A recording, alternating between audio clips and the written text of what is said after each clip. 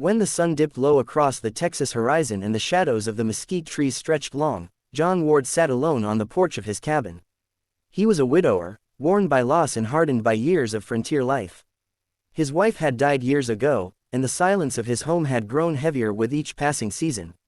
But one evening, fate brought him something he never expected. While tending to his horses, John noticed a figure collapse near the edge of his yard. Rushing forward, he discovered a young Comanche girl, no older than 14, bleeding from an arrow wound in her side.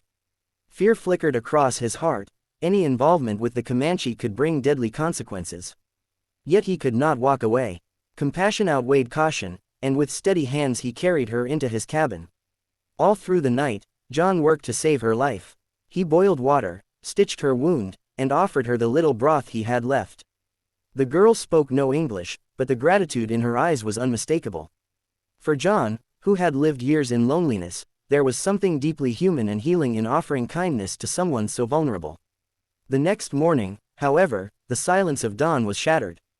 A rumble of hooves rose from beyond the trees, and dust lifted into the air. John stepped outside and froze. Before his cabin, stretching in every direction, stood more than 70 Comanche warriors, painted for war, their lances and bows gleaming in the sunlight. At their center was a man with fierce eyes and commanding presence, the girl's father, a Comanche chief. In that moment, John's heart raced. He had heard stories of settlers massacred for far less. He knew they could burn his cabin, kill him where he stood, and take everything he owned. Yet he also knew why they were here. He had sheltered their daughter. To them, it could be seen as an abduction or worse. With steady resolve, John called the girl from inside. She stepped weakly to the doorway, her small hand clutching the cabin frame for support. When her father saw her alive, standing, his expression shifted from rage to relief. She spoke a few hurried words in Comanche, and the warriors lowered their weapons ever so slightly. The chief dismounted, striding forward until he stood face to face with John. For a long moment, the two men locked eyes, one a hardened settler who had lost everything, the other a leader sworn to protect his people. Slowly, the chief reached out his hand, touching his daughter's shoulder. Then, to John's surprise, he placed a hand across his own chest in a gesture of respect. The warriors, still tense, began to circle back toward the trees.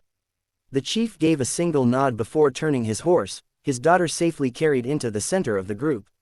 And just as swiftly as they had come, the Comanche disappeared into the horizon, leaving John standing in the silence once more.